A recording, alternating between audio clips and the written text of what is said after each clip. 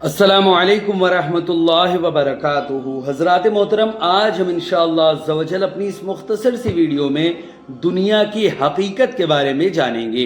दुनिया की हकीकत आखिर क्या है, जिस दुनिया में हम रह रहे हैं इसकी हकीकत क्या है, और दुनिया में जो इंसान दुनियावी चीज़ों में फंस जाता है, अल्लाह रब्बुल इज़्ज़त से दूर हो जाता है, अपने नबी से दूर हो जाता है, उसकी क्या हालत होती है, दोनों ही जहानों में वो किस किनारे जाकर लगता है। आज अपनी इस मुख्तसर सी वीडियो में इन्हीं सारी बातों के बारे में हम जानेंगे कि दुनिया की आखिर हकीकत क्या है।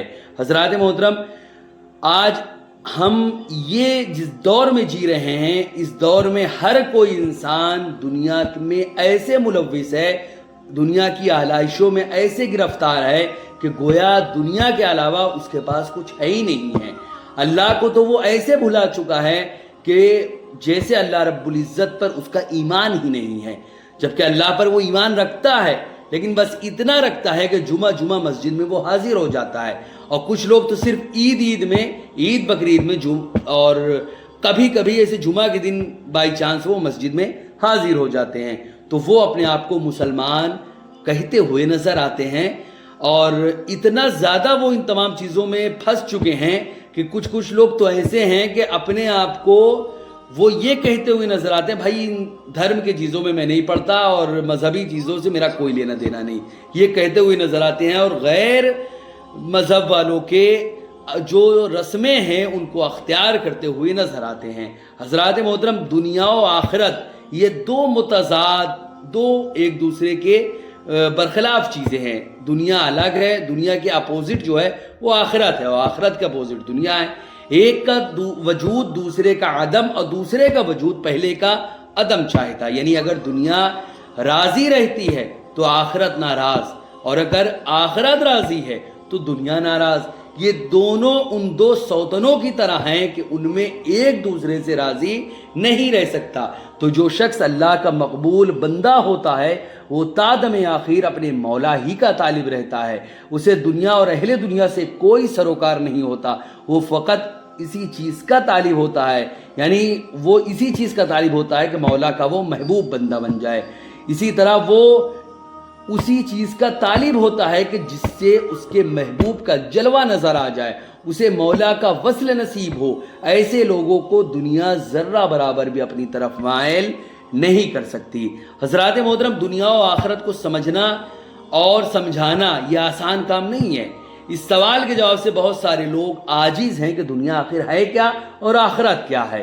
उनका नज़रिया जो है दुनिया के ताल्लुक से, जो नज़रिया है दुनिया और आखिरत के ताल्लुक से, इसके मुतालिक ये है कि साजो सामान और मालो मता वगैरह जो भी है ये सब दुनिया है, और नमाज, रोज़ा, हज, ज़कात वगैरह ये सब उखरवी उमूर से ताल्लुक़ रखता है।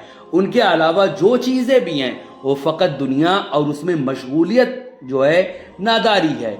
ये नज़रिया सरासर नासमझी पर मबनी है और उसकी कोई हकीकत नहीं, बल्कि दुनिया और आखिरत की हकीकत कुछ और ही है।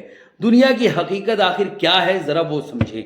हज़रात मोहतरम, दरस निज़ामी में पढ़ाई जाने वाली एक किताब जिसको शरह अक़ायद कहते हैं, उसमें अल्लामा सादुद्दीन तफ्ताज़ानी अलैहिर्रहमा दुनिया की हकीकत पर रोशनी डालते हुए फरमाते हैं, अल आलिमु मा सिवाल्लाहि तआला मिनल मौजूदात मा युअलमु बिही सानी, यानी आलम जो है अल्लाह के अलावा, मौजूदात का नाम दुनिया है, जो भी है अल्लाह के अलावा वो सब दुनिया है, जिनके ज़रिए साने यानी अल्लाह रब्बुल इज़्ज़त को जाना जाए।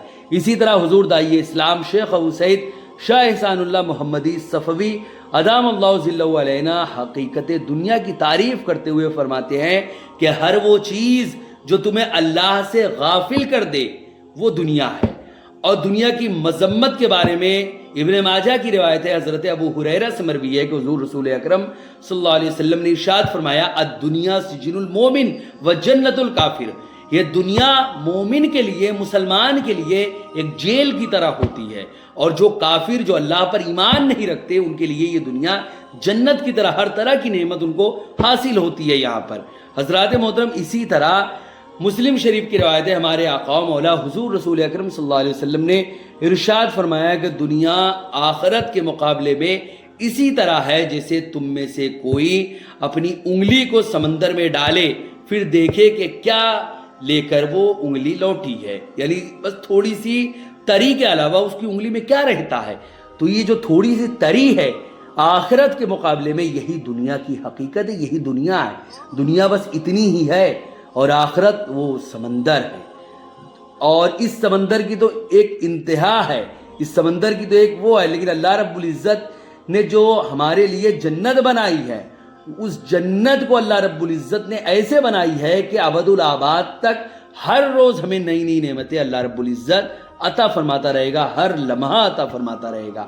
حضرات محترم، اسی طرح ابن ماجہ کی روایت ہے، حضرت ابو ہریرہ رضی اللہ تعالیٰ عنہ کا بیان ہے، رسول اکرم صلی اللہ علیہ وسلم نے ارشاد فرمایا الدنیا ملعونۃ ملعون ما فیہا الا ذکر اللہ، اللہ کے ذکر کے سوا دنیا اور جو کچھ دنیا میں ہے وہ سب ملعون ہے، اللہ کی ان پر لعنت ہوتی ہے، یعنی یہ تمام چیزیں اللہ کی رحمت سے دور ہوتی ہیں۔ اسی طرح سنن ترمذی کی روایت ہے، حضور رسول اکرم صلی اللہ علیہ وسلم نے ارشاد فرمایا لعن عبد الدینار و لعن عبد الدرہم، یعنی دینار اور درہم کا جو غلام، یعنی دینار اور درہم کا جو غلام ہے وہ ملعون ہے، جو دینار کا غلام ہے وہ بھی ملعون ہے اور جو درہم کا غلام ہے وہ بھی ملعون ہے، یعنی مال و دولت کے پیچھے جو بھاگتا ہے، جو اللہ و رسول کو اپنے پس پشت ڈال کر مال و دولت کے پیچھے بھاگتا ہے، اس نے نماز کو پس پشت ڈال دیا، اس نے روزے کو پیچھے چھوڑ دیا،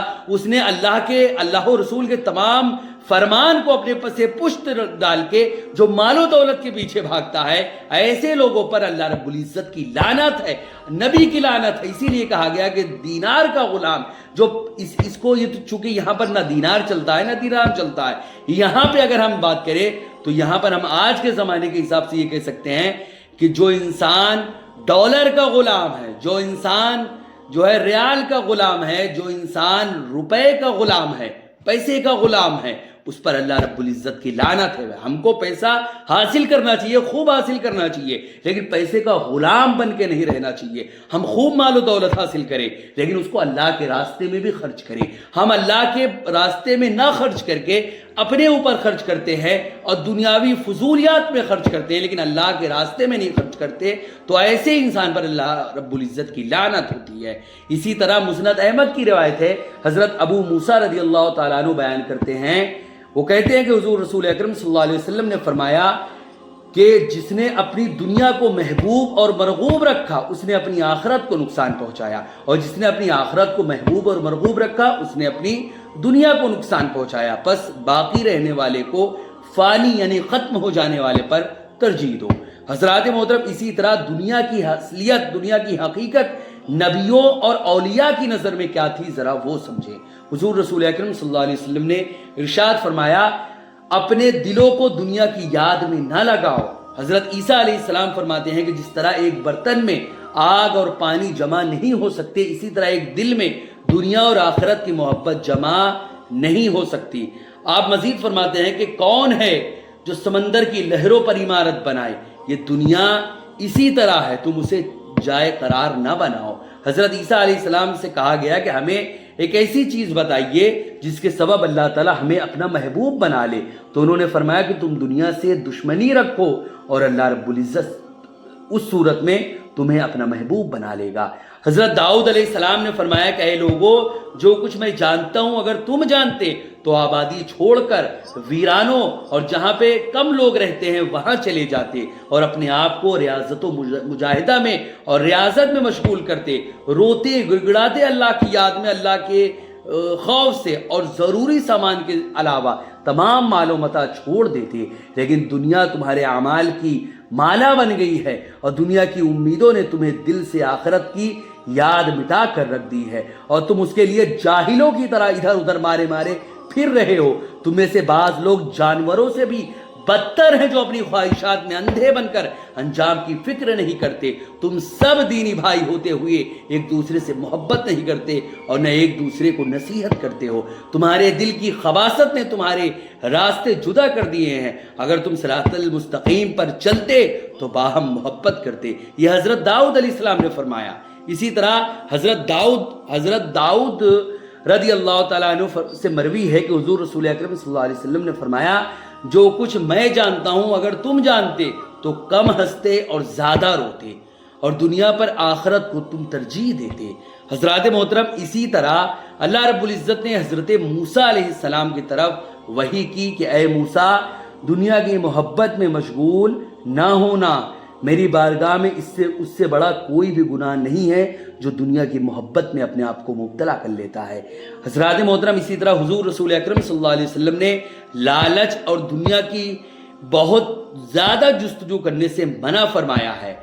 ارشاد فرمایا کہ اے لوگو اچھی طرح رزق حاصل کرو، کیونکہ بندے کو وہی کچھ ملتا ہے جو قسمت میں لکھ دیا گیا ہے، اور کوئی انسان اپنے رزق کو ختم کیے بغیر دنیا سے نہیں جائے گا۔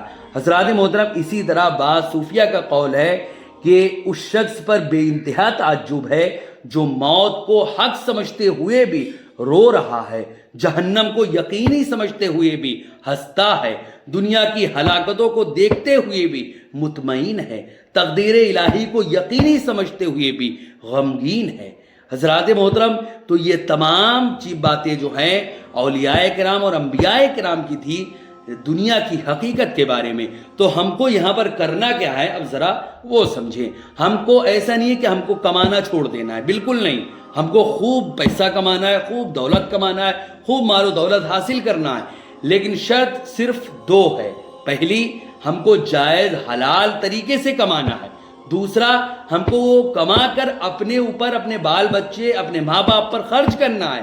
ساتھ ہی ساتھ ہم کو اسلام اور دین کے راستوں میں بھی خرچ کرنا ہے۔ تو یہ ہمارا مال و دولت کمانا ہمارے لیے ثواب بن جائے گا، اور لعنت اور عذاب کے بجائے یہ ثواب بنے گا۔ لعنت تب بنتا ہے جب آپ اللہ کے راستے میں خرچ نہیں کرتے، جب آپ اس کو کما کر گن گن کے رکھتے ہیں، اس میں سے زکوٰۃ نہیں نکالتے، اس میں سے صدقات نہیں نکالتے، اس میں سے جو اللہ کے راستے میں جہاں جہاں اللہ نے خرچ کرنے کا حکم دیا وہاں پر ہم جب خرچ نہیں کرتے، اسی صورت میں یہ مال و دولت ہمارے لیے وبال جان بنے گا، اور عذاب الہی میں اس کی وجہ سے ہم گرفتار ہوں گے۔ حضرات محترم یہ چند باتیں تھی دنیا کی حقیقت کے بارے میں۔ انشاءاللہ پھر کبھی دنیا کی حقیقت کے بارے میں مزید باتیں ہم جانیں گے۔ ویڈیو پسند آئے ویڈیو کو لائک کریں، شیئر کریں، اور اگر ہمارے محمدی چینل پر نئے آئے ہو تو اسے ضرور سبسکرائب کر کے بیل آئیکن کو بھی ضرور دبائیں۔ السلام علیکم ورحمۃ اللہ وبرکاتہ۔